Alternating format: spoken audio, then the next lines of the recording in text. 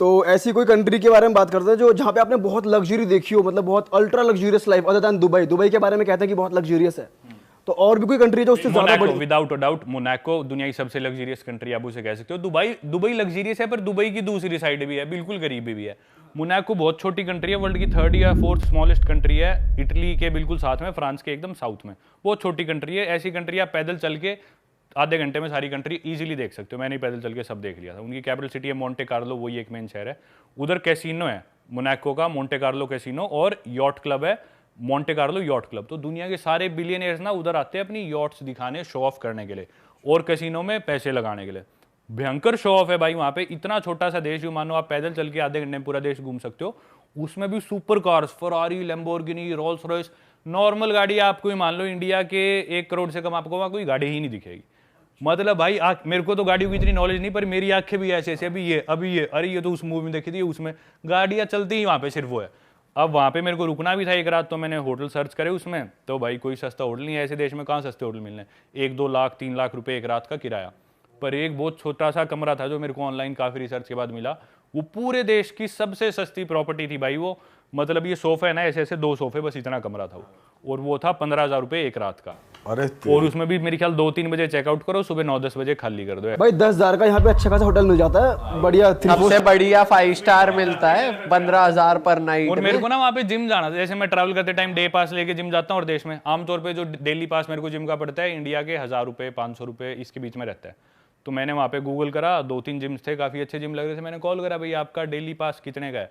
तो उसने मेरे को यूरोज में बताया था, पता नहीं कितना था, लेकिन वो इंडिया के मेरे ख्याल लाख रुपए के अराउंड एक दिन का जिम का पास था वहाँ। और भाई फूड कितना एक्सपेंसिव, वो तो ज्यादा भाई फूड तो होना ही था, क्योंकि वो रेस्टोरेंट्स कैफे से सारे बहुत महंगे। लेकिन मैंने एक सुपरमार्केट ढूंढी, उससे मैं ले गया अपना दूध, और मैंने दूध पी के रात गुजारी वहाँ पे। 2 लीटर दूध धीरे धीरे पिए गया। दूध कितने का था? 25,000 का? नहीं, दूध तो कितना, अपने इंडिया के 1000 रुपए में आ गया था मेरा सामान खाने का। भाई वहाँ लोग करते क्या है ऐसा जो इतने वहाँ के पे अमीर लोग आते हैं? हाँ, आते हैं। वहाँ का आदमी अमीर नहीं है, पूरी दुनिया के अमीर लोग वहाँ पे आके रहते हैं टेम्परेरीली, फिर चले जाते हैं। वहाँ के लोकल्स तो बहुत थोड़े हैं, बहुत थोड़े, ना के बराबर। मैंने आपका वो वाला व्लॉग देखा था, तो उसमें यॉट्स खड़ी थी बड़ी बड़ी, तो सब लाके वहाँ पार्क कर देते हैं। बस पार्क करते हैं, कुछ दिन रुकते हैं, लग्जरी होटल्स में रुकते हैं, कैसीनो में पैसे लगाते हैं, अपनी गाड़ियाँ शो ऑफ करते हैं। एक बड़ा बिलियनियर है, वो कॉन्टैक्ट्स बनाते हैं और बड़े बिलियनियर से। ओके, तो एक मीटिंग पॉइंट है नेटवर्किंग, सबसे अमीर लोगों का मीटिंग पॉइंट है नेटवर्किंग। और पार्टी भी तगड़ी होती होंगी फिर तो। भाई पार्टी होती होगी, पर उस लेवल की पार्टी ना मैं अफोर्ड कर सकता था, ना मैंने सोचा। कौन घुसने देगा? मैं बैग टांग के बस में आया हूँ, वो रोल्स रॉयस यॉट वाले। सही कहा भाई। ये तो हमारे साथ लंदन में ही हो गया था। हम पहुंचे पैदल पैदल एक हाई एंड क्लब में। वहाँ पे क्लब्स में घुस रहे थे, 20 पाउंड 30 पाउंड 40 पाउंड तक की एंट्री। हम पहुंचे 3 लौंडे देसी ब्राउन। हमने कहा अंदर, हम जाकर रोक लिया, कहाँ जा रहे हो? हमने कहा अंदर जा रहे, कहाँ जा रहे हैं? इंग्लिश में बात करते हैं। कह रहे कि तो उन्होंने देख लिया, तो पैदल आया, वहाँ पे खड़ी है लैम्बोर्गिनी फरारी लाइन से खड़ी हुई है, ठीक है, पार्क करके अंदर घुस रहे लोग। कह रहे 1000 पाउंड, 1 लाख रुपए की एंट्री। हमने कहा नहीं भाई। हमने कहा चलो भैया वापस घर चलो। हर जगह है भाई ये कुछ कंट्री, जैसे मैंने पिछले पॉडकास्ट में बताया था, Germany, Sweden, Denmark, Belgium, Netherland. ये वैसे ना जज भी कर लेते हैं भाई, ज्यादातर देख के ना आदमी को पहले ही कर लेते हैं, देगा या नहीं देगा। इंडिया में भी कर लेते हैं भाई। ऐसे ही कोई ओवररेटेड कंट्री बताओ जो आपको लगता हो कि ये तो ज्यादा हवा बना रखी है। कंट्री नहीं भाई, एक सिटी है, मैं हर बार बोलता हूँ और दोबारा बोल रहा हूँ, पेरिस। पेरिस दुनिया की सबसे ओवररेटेड सिटी है भाई, मेरे हिसाब से बहुत ही ज्यादा ओवररेटेड भाई। एक तो सबसे ज्यादा मोस्ट विजिटेड कंट्री वर्ल्ड की फ्रांस ही है शायद, और सिटी भी पेरिस है। तो पूरी दुनिया की भाई पहली टूरिस्ट डेस्टिनेशन आईफिल टावर देखना है, पेरिस जाना है। फ्रांस की उन कैफेज में, वो फ्रेंच बेकरी में बैठ के हमें क्रोसो खाना है, वहाँ पे सैंडविच खाना है, कोबलस्टोन की सड़कें हैं। सिर्फ ये इमेज हमें पता है, क्योंकि ये इमेज हमें दिखाएगी इंस्टाग्राम रील्स पे, सिर्फ आपको ये दिखेगी। कोई एक मेरे ख्याल एमिली इन पेरिस करके कोई सीरीज है, उसमें भी मैंने देखी नहीं, पर मैंने सुना उसमें बहुत अच्छे से दिखाया है। जो कि है, कुछ चीज बहुत थोड़ा पार्ट बहुत अच्छा है, बाकी फ्रांस उससे बहुत गुना अच्छा है। फ्रांस ओवररेटेड नहीं है, फ्रांस बहुत अच्छा है। लेकिन मैं सिर्फ पेरिस की बात कर रहा हूँ, बाकी सिटीज को नहीं बोल रहा भाई। पेरिस में ना आप बिल्कुल सेफ सिटी नहीं है। एक तो रात को आप वहाँ पे अकेले वॉक नहीं कर सकते रात के टाइम, क्राइम है बहुत ज्यादा यूजुअली। और क्राइम्स करने वाले रेफ्यूजीज है वहाँ पे, जो रेफ्यूजीज आके बसे हुए हैं या फिर ब्लैक्स है यूजुअली, वो रात को इलीगली ड्रग्स बेचते हैं, बहुत ज्यादा दारू बेचते हैं। इवन आईफिल टावर के नीचे आप जाओगे, आपको आधे इंडियंस मिलेंगे, आधे अफ्रीकन मिलेंगे, जो वहाँ पे दारू बेच रहे होते हैं ब्लैक में। तो वो जो अफ्रीकन है उनका वहाँ पे दबदबा है, तो इंडियंस को रुकने नहीं देते, वो भगा देते हैं इन्हें। तो जैसे वो ब्लैक्स इधर उधर होते हैं तो अपने पंजाब साइड के इंडिया के लोग या जो भी हरियाणा के और स्टेट्स के जो वहाँ पे इलीगली गए हुए, फिर वो आके की रिंग्स बेचते हैं, दारू बेचते हैं टूरिस्ट को, हम जैसे को कि मेरे से की रिंग खरीद लो, फिर वो नीचे एक झोला सा बिछा लेंगे चद्दर से, उस पर अपने की रिंग दारू रख देंगे, जैसी पुलिस आती है वो लेके भागते हैं। फिर ब्लैक्स को वो दिख जाए कि भी तू इधर क्यों बेच रहा था, उन्हें वो पीटते हैं ब्लैक्स कि भी हमारा इलाका हमारी टेरिटरी है। और रात को मगिंग वगैरह, चोरी रॉबरी बहुत ज़्यादा होती है, बिल्कुल भी सेफ नहीं है वॉक करना, क्राइम बहुत ज़्यादा है। और इतनी गंदगी है ना, इतनी गंदी सड़क है भाई, वहाँ पे डस्टबिन खुले पड़े हैं सारी तरफ, वहाँ पे कचरा पड़ा है, ट्रैश पड़ा है, कोई भी फ्लाईओवर है, कोई भी पुल है, उसके नीचे आप देखोगे लोग रेफ्यूजीज है यूजुअली, जो भी कहीं से भी आए हैं, लेट से सीरिया से या कहीं से भी आए हैं, वो टेंटों में रहते हैं, वहाँ पे गंदगी बिछा रखी है। अब वो देश अपने देश में जिस भी हिसाब से रहते थे वो ठीक है, वो एक नए देश में आके रह रहे हैं, पर वो अपने रूल्स के हिसाब से रह रहे हैं। अब उन्हें भी हम पूरी तरह गलत नहीं बोल सकते, उनकी सरकार को भी, पेरिस को नहीं गलत बोल सकते, पर बहुत ज़्यादा मिसमैनेजमेंट है। कोई सबसे गंदी सिटी है जिधर ड्राइविंग करना सबसे मुश्किल है वेस्ट में, डेवलप्ड कंट्रीज़ में, तो वो पेरिस है। इंडिया की तरह ड्राइव करना है वहाँ पे, दिल्ली की तरह ही कोई भी किसी ने गाड़ी गिरा दी। अब इंडियंस तो भाई हमारी मजबूरी है, इतनी बड़ी पॉपुलेशन है तो हम ऐसे गाड़ी चलाते हैं। उधर भाई लोगों को सिविक सेंस नहीं है, सिविलाइज नहीं है, वो लोग कुछ भी गाड़ी चला दी।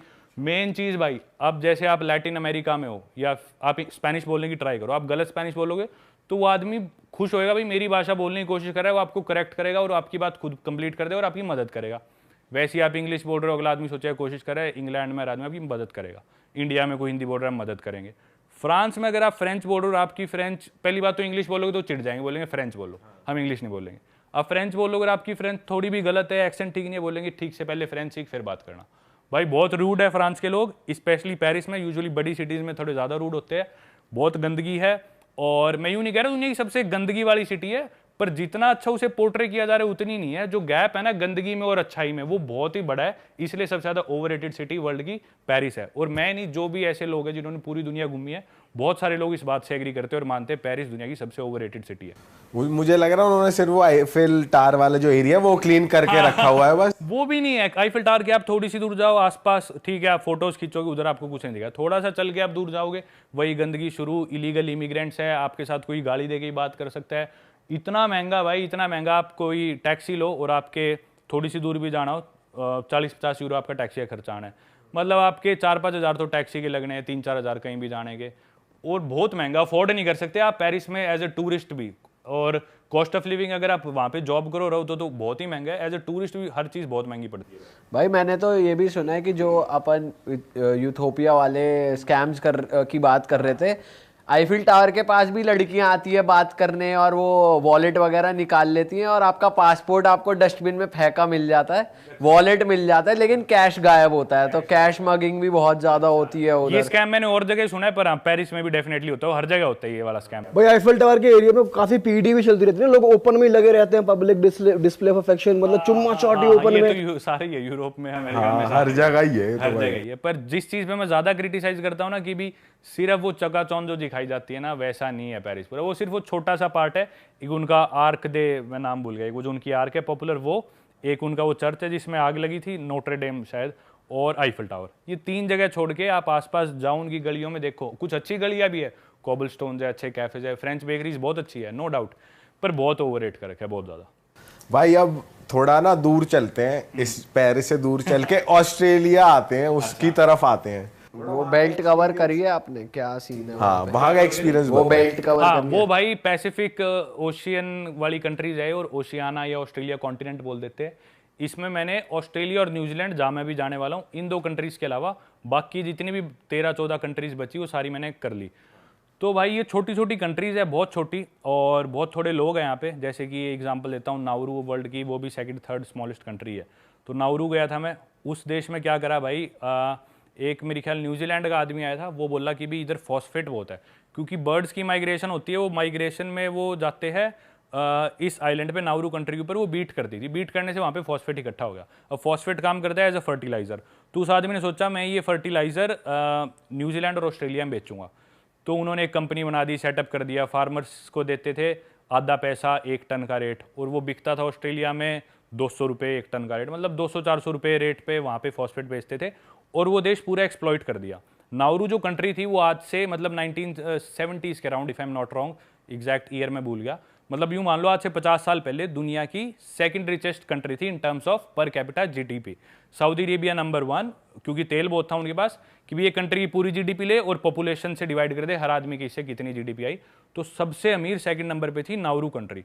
भाई इतना पैसा आ गया उनके पास, इतना फॉस्फेट मिला, इतना फॉस्फेट एक्सपोर्ट होने लगा, तो ना लोकल जो भी लोग थे पॉलिटिशियंस वो भी उसमें मिल गए, क्योंकि ब्रिटिशर्स और न्यूजीलैंड और ऑस्ट्रेलिया वाले फॉस्फेट निकाल रहे थे। तो अब वो जब तक रूल पास नहीं करेंगे वो कैसे निकाले, तो पॉलिटिशियंस भी मिल गए, सारा फॉस्फेट उस देश का एक्सट्रैक्ट होता गया, लेकिन उसके बहुत ज़्यादा एनवायरमेंटल कंसिक्वेंसेज हो रहे थे। उनकी जो मरीन लाइफ थी, समुद्री जीव खराब हो रहे थे, धरती उनकी पूरी खराब होगी। अब वहाँ पे लोकली कुछ भी उग नहीं सकता, सब्जी वगैरह कुछ भी हेल्दी खाना नहीं उग सकता उस देश में। छोटा सा देश है वो देश, मैंने पूरा पैदल चल के पार करा था, 21 किलोमीटर की रोड है, 4 घंटे मैंने पूरा देश पैदल चला था। और अब मतलब 50 साल बाद वो दुनिया के सबसे गरीब देशों में से एक देश है, क्योंकि पॉलिटिशियंस इतने करप्ट हो गए, उन्होंने सारा देश बेसिकली बिकवा दिया ताकि लोग शोर ना मचाए। हर इंसान को दे दी सरकारी नौकरी, जिसकी भी एज है सरकारी नौकरी, लोग खुश, भाई सरकारी नौकरी है, हेल्थ केयर बिल्कुल फ्री, एजुकेशन फ्री, कॉलेज के लिए तुम ऑस्ट्रेलिया जाओ सरकार खर्चा देगी, लोग इतने खुश, भाई ड्रीम लाइफ जी रहे, क्या देश है ये तो। पर अंदर ही अंदर वो देश खोखला होता गया। सारी उन्होंने बाहर इन्वेस्ट कर दी, अपनी एयरलाइन बना दी, होटल्स खोल दिए, नाउरू वालों ने नाउरू एयरलाइन बना दी, बाहर अपने स्काई स्क्रैपर्स बना दी और देशों में होटल की चेन खोल दी। पर अंदर से जैसे ही उनका फॉस्फेट खत्म हुआ ये देश बैकआउट कर गए और इनके पास खुद अपना कुछ बचा नहीं। तो भाई अब वहाँ पे ये हाल है, लोग बहुत ही ज़्यादा मोटे हो गए, ओबीज हो गए, क्योंकि हेल्दी खाना कुछ है नहीं, सब पैकेट खाना आता है और उसमें इतनी शुगर, स्वीटनर्स, प्रिजर्वेटिव्स ऑस्ट्रेलिया से। और एक बार सुपरमार्केट में दूध खत्म हो गया ना, लेट से दूध खत्म हो गया, अब अगला स्टॉक आएगा 6 हफ्ते बाद, तो 6 हफ्ते तक उस देश में दूध ही नहीं होएगा, क्योंकि वो कंटेनर्स में आते हैं ऑस्ट्रेलिया और न्यूजीलैंड से सामान, और वो 6 हफ्ते लगते हैं शिप को वहाँ पे आने में। तो इतना बुरा हाल हो गया भाई उस देश में। मैं पैदल चल रहा था ना, ऐसी ऐसी सुपर कार्स, लग्जरी कार सड़क पे खड़ी है, उनके जंग लगा पड़ा है, महंगी गाड़ियाँ, महंगे घर जो दिख रहा है भाई ये लग्जरी घर होगा, उसमें आज से 50 साल पहले जिसमें एसी फिट हो तो कैसा घर होगा भाई। ऐसे ऐसे घर अबैंडन पड़े हैं, जंग लगा हुआ है, उसमें कोई नहीं रह रहा, क्योंकि अब उसमें कोई रहना अफोर्ड नहीं कर सकता, बिजली के पैसे कहाँ से देगा, लोग इतने गरीब हो गए, सब अंदर से खोखला हो गया, नौकरियाँ सब चलेगी, देश का पैसा होते ही वो पॉलिटिशियंस कर गए ऑस्ट्रेलिया में शिफ्ट। उन्होंने ब्रिस्बेन में जो भी बड़े बड़े लोग थे अपनी प्रॉपर्टीज बना ली, देश को छोड़ गया। अब भाई वो देश सड़ने लग रहा है, लोगों की हालत बहुत बुरी है, खाने को कुछ नहीं है, गरीबें मर रहे हैं, वो 10-12 हज़ार उनकी पॉपुलेशन है, बहुत बुरा हाल है उस देश में। ये अंग्रेज ना है ही दीमक की तरह, हाँ कहीं भाई। घुस गए तो उसे खा जा देश है सारे। हाँ बिल्कुल चूस लेते हैं भाई ये देश को, जूस निकाल लें पूरा, और फिर भगो अपने देश हाँ, और वो बेचारे शरीफ लोग उनका पागल बना के ले गए। तो ऐसा होता है भाई। ऐसी और देश है, एक टुवालू है, वो भी छोटा सा देश है, उससे वर्ल्ड की लीस्ट विजिटेड कंट्री कहा जाता है। वो बस समुद्र के अंदर एक बस सीधा सा देश है, वो किसी भी दिन बड़ी लहर आई वो देश डूब जाएगा। 2 मीटर ऊपर है वो समुद्र से, बस 6 फुट ऊपर है समुद्र से, लोगों के घर समुद्र से, हर चीज़। और 200 मीटर चौड़ा है वो आइलैंड सिर्फ, उनका वाइडेस्ट पॉइंट तो 400 मीटर चौड़ा है, सबसे वाइडेस्ट जो है, पर आमतौर पर 100-150 मीटर चौड़ा है समुद्र के बीच में। कोई भी बड़ी लहर आई वो देश बस डूब जाएगा, यूँ समझ लो, सुनामी या कुछ आए तो गायब है वो। तो ये हाल है उन देशों का भाई। तो अभी विजिट कर लिए तो कर लिए। एक देश समोआ है, उसके बारे में बताता हूँ। द रॉक सब जानते हैं, रिकी सी देखते थे हम WWE में, एक उमाग आता था वो जो खाता था, तो ये सारे समोआ के। द रॉक का नाना समोआ का था। तो समोआ कंट्री है वो, उधर का एवरेज वेट एक मेल का 105 किलो है। तो हर आदमी भाई, मतलब मैं एक आम इंडियन से साइज में बड़ा हूँ, पर जब मैं उस देश में लैंड हुए, प्लेन में लैंड हुआ ना, मेरे को यूँ फील हो रहा था मैं एक टूथपिक हूँ भाई। मैं यूं बैठा हुआ था, इतने इतने चौड़े लोग भाई, इतने बड़े अलमारी जैसे लोग, सारे लंबे लंबे, बहुत लंबे, 6-6.5 फुट उनकी हाइट, और 105 किलो तो एवरेज वेट है, तो 200-250 किलो तक के भी लोग आराम से दिखते थे। कोई वो बात नहीं थी भाई, बहुत बड़े लोग हैं वो साइज में। तो अभी उनकी वीडियोस बनाई थी, अभी चैनल पे आई नहीं, पर अच्छा एक्सपीरियंस था, बहुत ही अनएक्सप्लोर्ड कंट्री, इधर कोई जाता नहीं। अरे वाह, आपने ये वीडियो यहाँ तक देख ली भाई, तुमने हमारी मेहनत सफल कर दिया, तुम ही लोग हो असली रियल हिट। और अगर आपको बहुत मजा आ रहा है ऐसी क्लिप्स में, ऐसी वीडियोस में, तो फटाफट जाइए प्लेलिस्ट पे, बिंज वॉच कीजिए, सारी वीडियोस देख डालो और मौज काटो। That is it. हम मिलेंगे नए पॉडकास्ट में, नई क्लिप में। Till then bye bye, see you, take care, do subscribe. Best of real talk online. Okay, bye bye.